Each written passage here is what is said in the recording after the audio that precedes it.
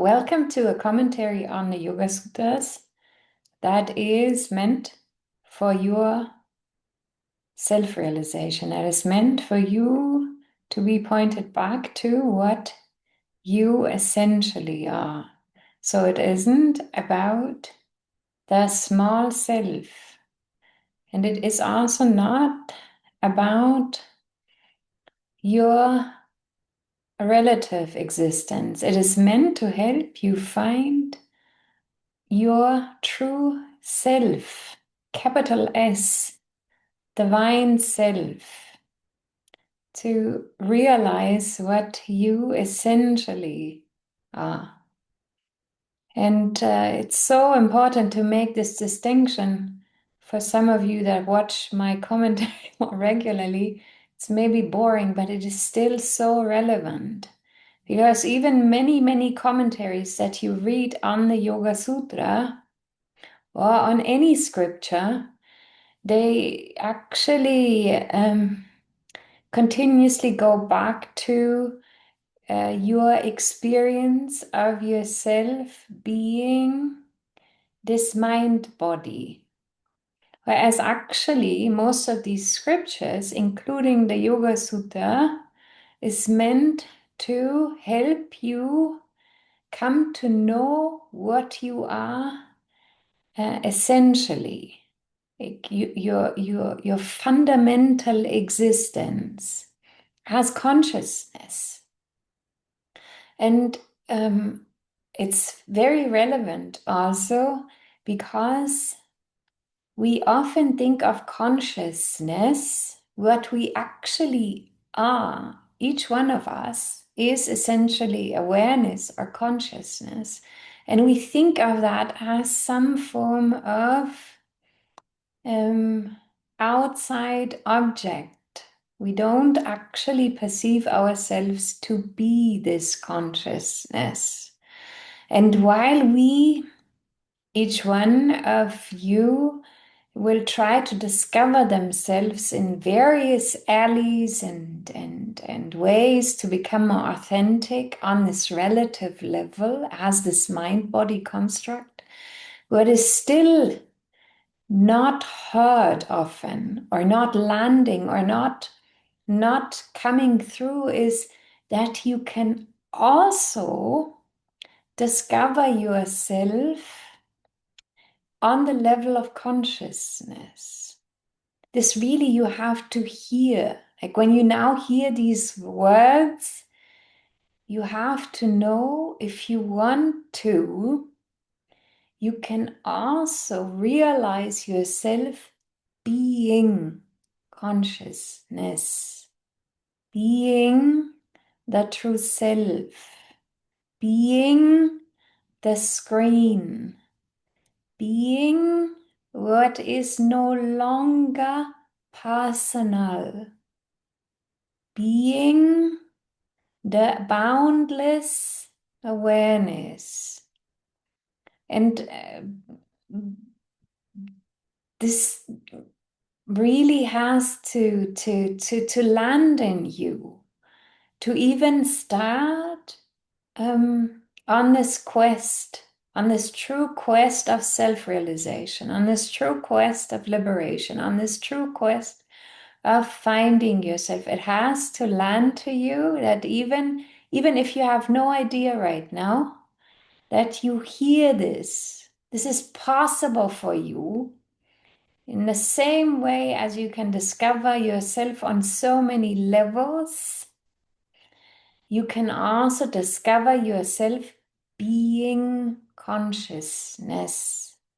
It isn't just an insight, like you have an insight. It is something that is really fundamental to this existential understanding of yourself, and to the deepest realization of yourself, and also to realizing yourself as this divine, as God, as the divine self, the true self, unbound. So there is something in you and as you already now here that is not bound, that doesn't have the programs, that isn't conditioned, that doesn't have a personal stance, that doesn't continuously give its opinions, that doesn't need to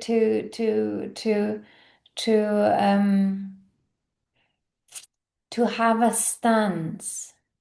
In each one, this already exists. The boundless, impersonal sphere, the eternal essence of your true self.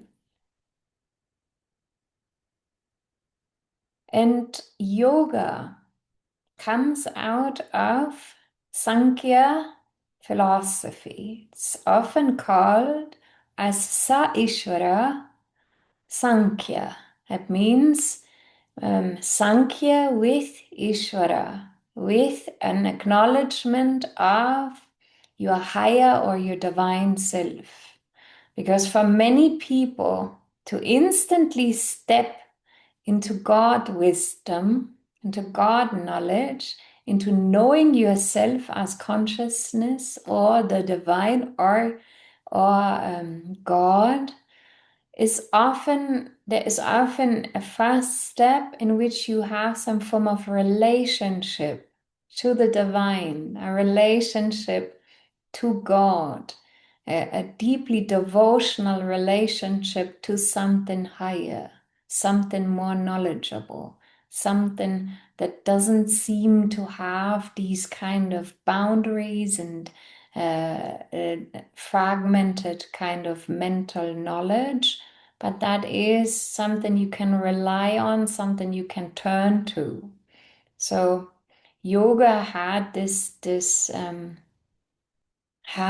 special feature, which is very true, I feel, for many people, how they fast come into contact even with spirituality, with an essence that is not found inside the body, in whichever way you have experienced spirituality. And so oftentimes there is fast this kind of dualistic connection to the divine.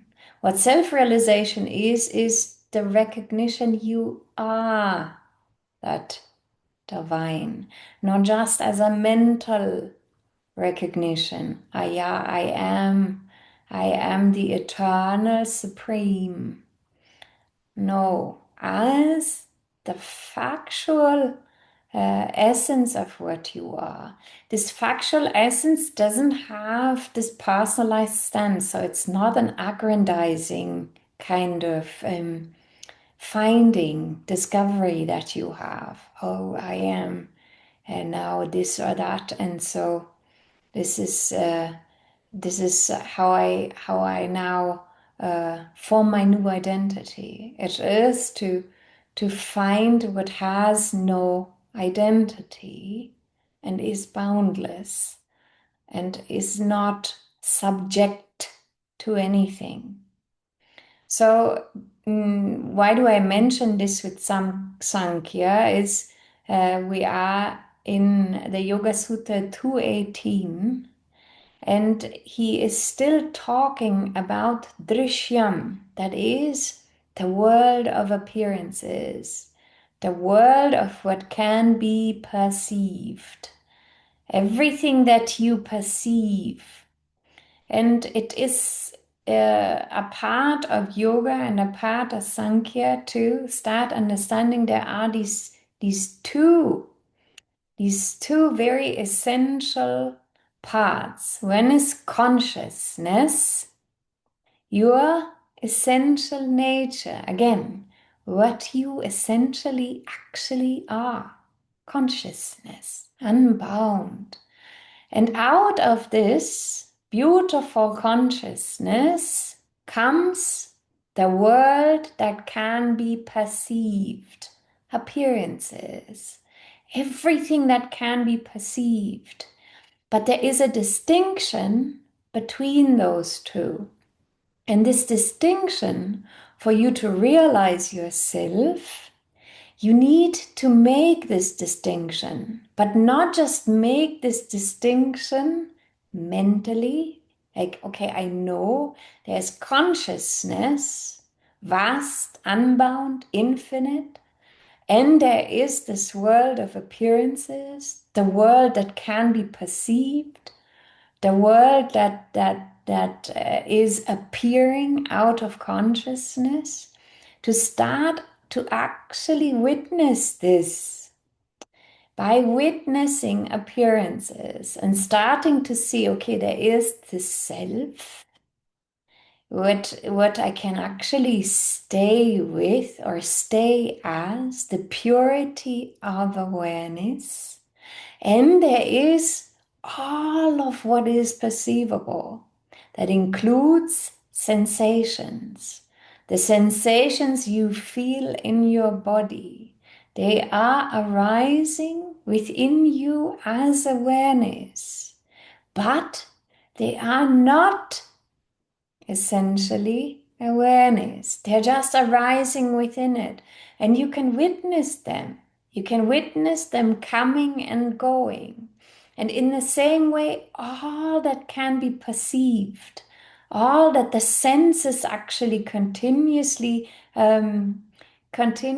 give to you, like what you perceive with your eyes, what you perceive with your ears, all of those kind of perceptions, how you see the world that you see arises within you as awareness, within you, but it isn't essentially what you are.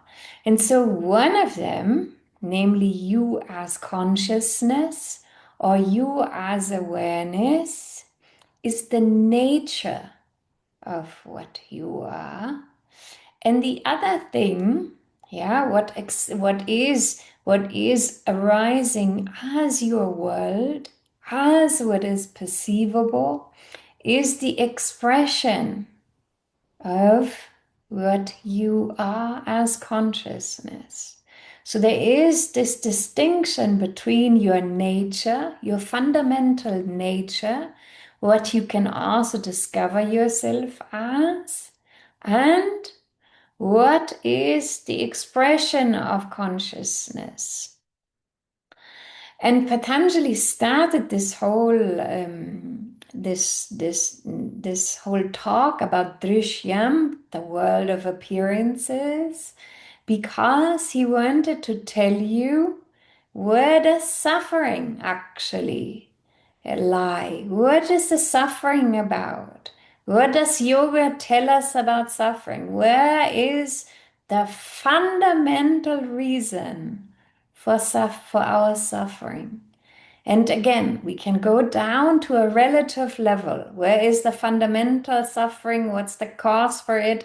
That you have a pain in your leg or in your foot or whatever. But you can also go further and ask yourself that existentially. What is this fundamental reason why people suffer? What is the fundamental reason that there is suffering? And so he talked about that the mind gets so agitated from the changes that we see, then from the gunas that are the attributes within nature that are also continuously changing, from our patterns, our conditioning, our mind is getting agitated. And so to see this, and then he says, Heyam dukkha managatam. There is a way out. He says, future suffering can be avoided, is to be avoided. You should avoid it. By what? And then he says, by taking this union between consciousness and what is perceivable as what is, meaning being attached, being identified with the body mind, thinking you are this body mind, running around thinking this is all that it is. All your thoughts, all your sensations, all your emotions, that is you. That isn't true. That's why there's so often the saying, you aren't your thoughts.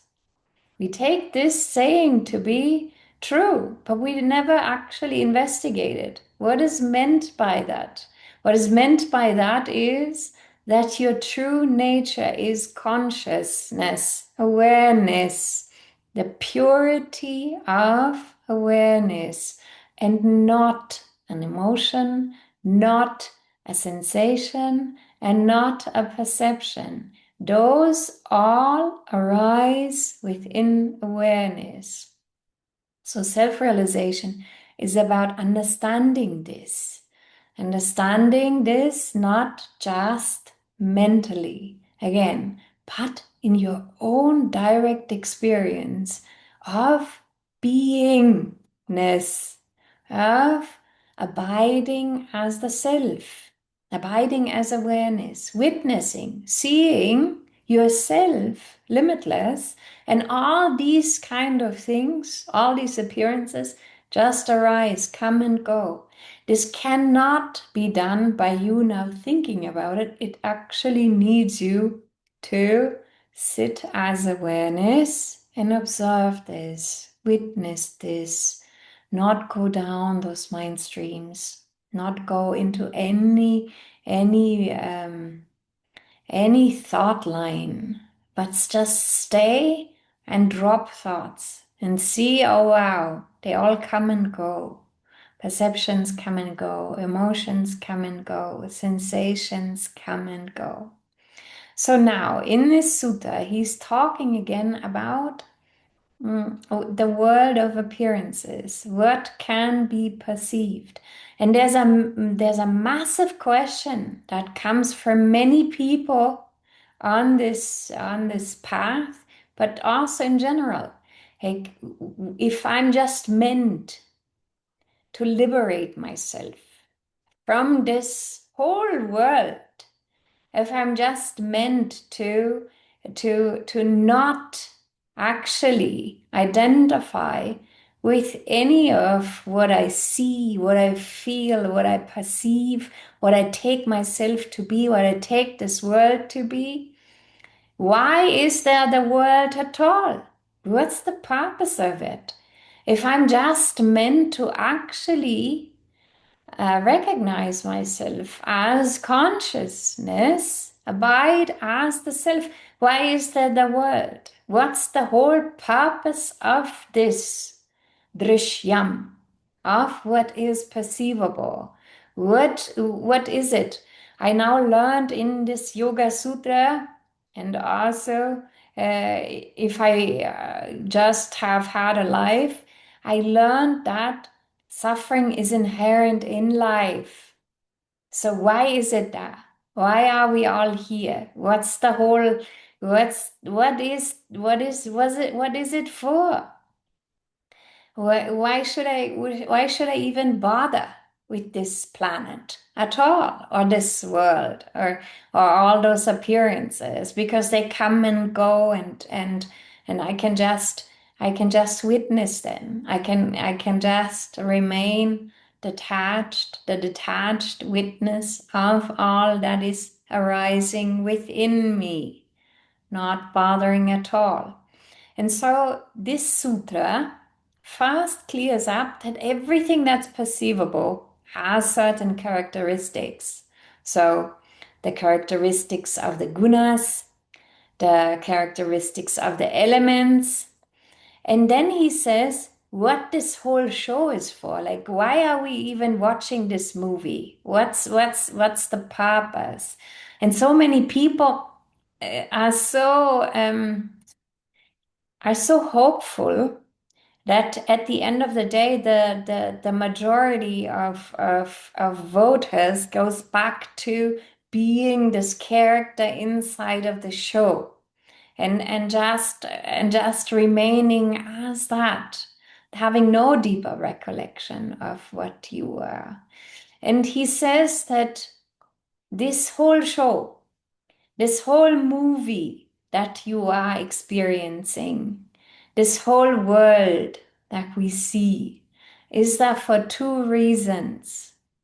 Bhogam, that means enjoyment, experience, and apavargam, liberation.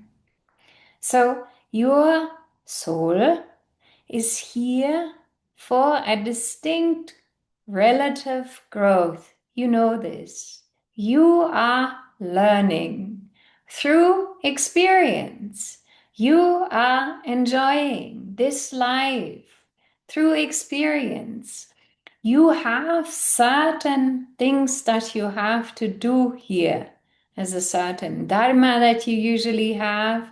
There's a certain um, there's a certain life stream that you have, and you grow and you learn from them. This is continuously happening. And this is also the enjoyment. It's an enjoyment. Objects can actually also be enjoyed. Yeah, you enjoy an amazing dinner.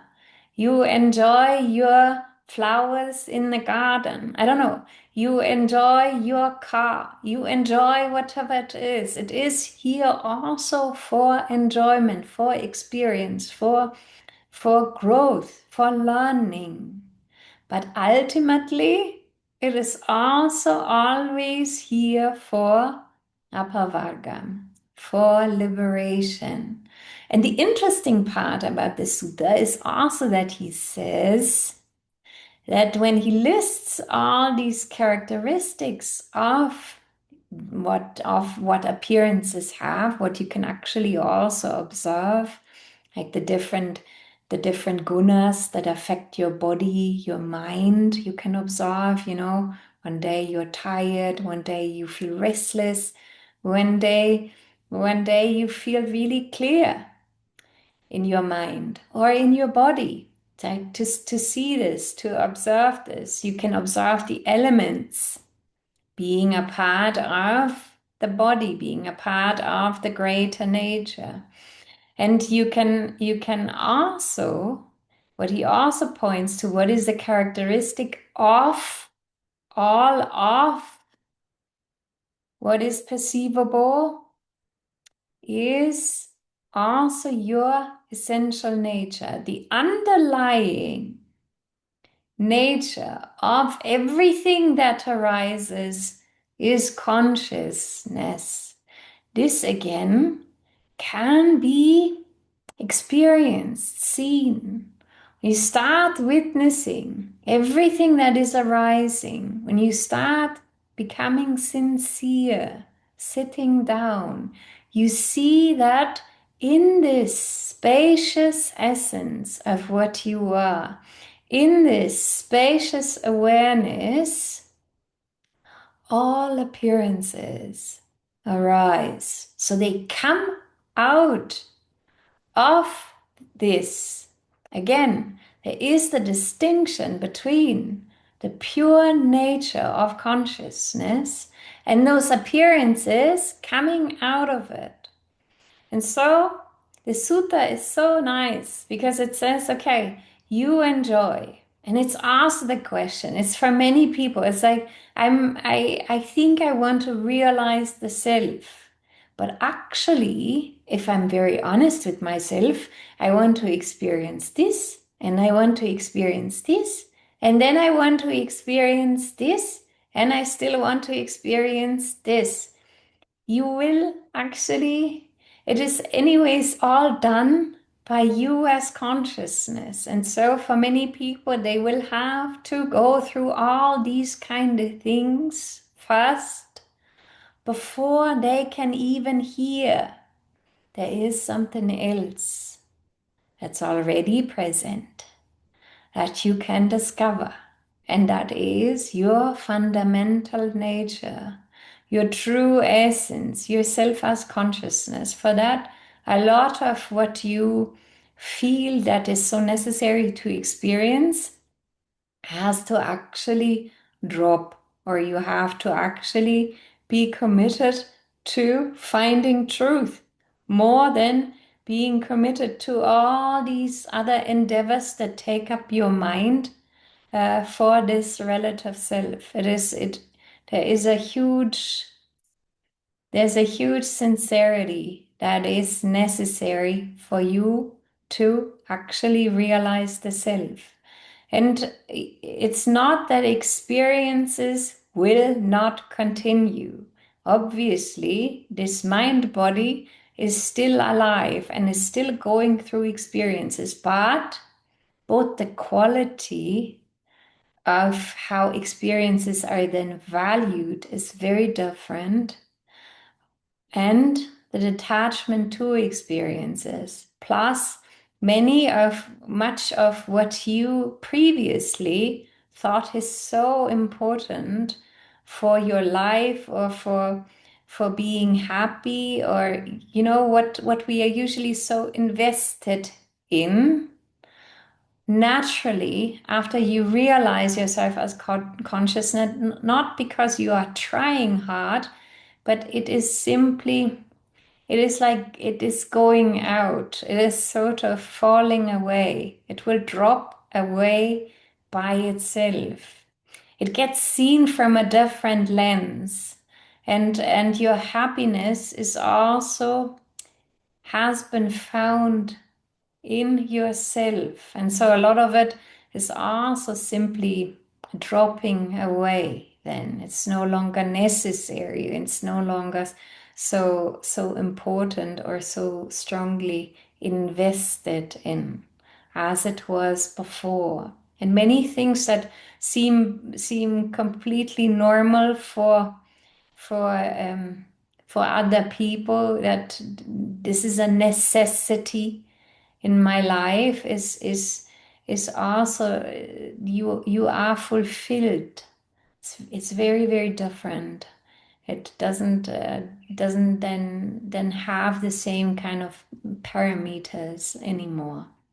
Anyways, so this sutta says that everything that can be perceived has distinct characteristics, such as the gunas, such as the elements, but it also always actually already reveals what is underlying it, the pure sentience of what you are, consciousness, this incredibly intelligent sentience, the alertness, the awakeness, and the awareness and the intelligence of what you are, out of which this world continuously arises and ceases.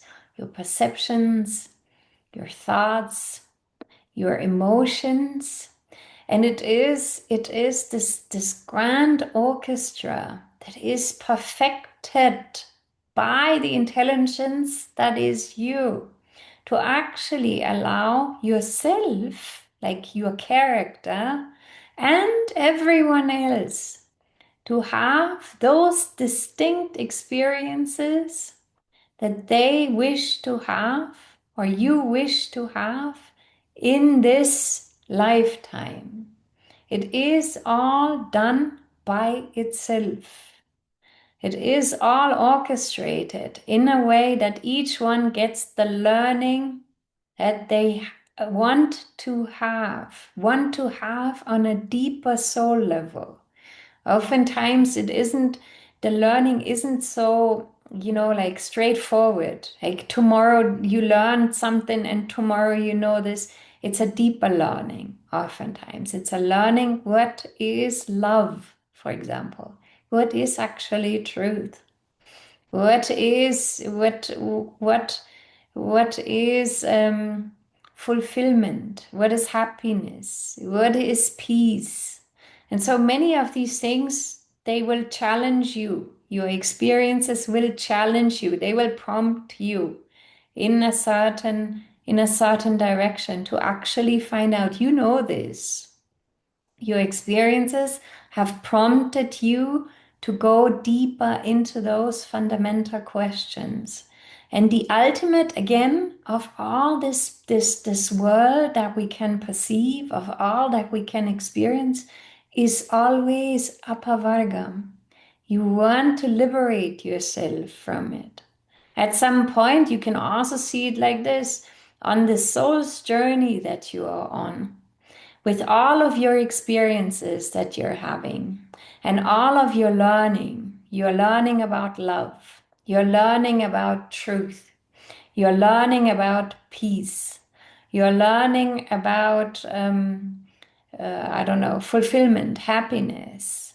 At some point, you reach one level where you are actually wanting, the soul wants to know more existentially what is actually love on a more existential level. What is divine love? What is really divine love? What is really the ultimate truth? Not just my relative truth that are continuously changing every day with what I'm learning also, right? What is actually the ultimate truth? How do I find it? And or I want to discover what is peace. I go for that route. I want to find out what what is peaceful, what brings peace. And at some point I have to find what is peace already. What is love already in me? What is truth? The ultimate truth already. And for each one of you, that dimension of yourself, or that actually that true self, is already here. And it perfectly orchestrates this journey with drishyam, with what is perceivable, with the world of appearances, so that you are continuously prompted further. You're continuously prompted to go further from what you are believing today. And you see this whole journey for all of you that are watching this, everyone that is actually interested in consciousness or interested in learning about themselves, is always a deeper finding. You're always trying to find yourself more, find yourself deeper, find yourself on a deeper level, find out more about yourself. Isn't it always about what it actually is? At some point, there is some there's a cliff coming, and and the cliff will point you towards realizing what you are. So this world of appearances is not bad or good. It is also actually divine. It also arises out of consciousness. It is this it's this incredible, perfectly orchestrated um, display actually of consciousness, but also of each one's growth. If you start witnessing, one of the beautiful things that also comes with it is to become more aware also of this orchestration, this divine orchestration, not just about yourself, like, oh wow, I had this synchronicity and this is happening to me and this is somehow happening to me, but also to see this this great display, actually, this great display, how everything is serving everyone. This is Christ consciousness in actuality. To also see this, how it always serves everyone in it, because ultimately everyone arises within you as awareness. They're all not separate. So what is displayed is also not just about your character. It is the perfect orchestration for everyone in it, with all of the experiences, all of the growth, and all of the learnings in it. And so this hopefully has given you an idea what is the question for so many people, namely, Why this word? What's the whole purpose of it? And why do we see all this? And we see all this for bogam and enjoyment, experience. And oftentimes, as this relative person, we have such a strong judgment towards the experiences that we don't like or that have challenged us, judgment towards what we don't understand in the world, what we don't want to see. This is also a natural response, but it is also to see this, how it all serves on a greater scale for people's learning, for our own learning also sometimes, for the learning of your relative self, what it wants to experience, what it wants to know, what it wants to grow from, what it wants to no longer experience or no longer see in the world.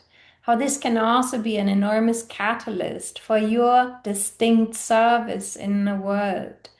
What is distinctly found through your experiences, through your understanding, through your spiritual awakening also. And so this sutta helps you with fast understanding this distinction between consciousness and matter. And hopefully, the more you watch my commentary, it also dawns on you what is so largely forgotten, namely that you can also discover yourself as consciousness. It isn't just something that has this sort of word for us that we cannot actually grasp at all. And science tries to find it. And it's on some level so pathetic because that is your essential nature. It is what you are. And why it is so ungraspable at first that you can also discover yourself as that is because of the identification with this body mind, and because this is all that people believe themselves to be. And so, how could I be that consciousness, that which is pure awareness, the boundless nature of the true self? And that this also just lands for you. I am consciousness. I am the supreme. I am boundless. I am pure love, pure peace.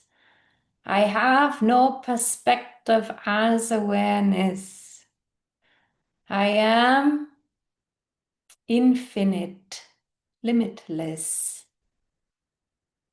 And the person cannot take it on. The ego cannot take it on. You will have to find it. You will have to start witnessing, staying as the self, knowing what you are. And from that space that is already accessible to you, if you want to, you observe what is arising, the world of drishyam, the world of what is perceivable, the world of appearances. And you start in your very own experience, start distinguishing between what is perceivable and what you are. And you find yourself. So this is Sutra 218 that talks about the world of Drishyam and why it is actually here, what you want with all of this world, that it is here, yes, for your experience, for your enjoyment, the enjoyment also of consciousness, of everything that is arising, and for apavargam. And for some of you, this will become more prominent, that this is why you are here, to liberate yourself from this world of appearances. So thank you so much for being here, for your presence, for listening. Namaste.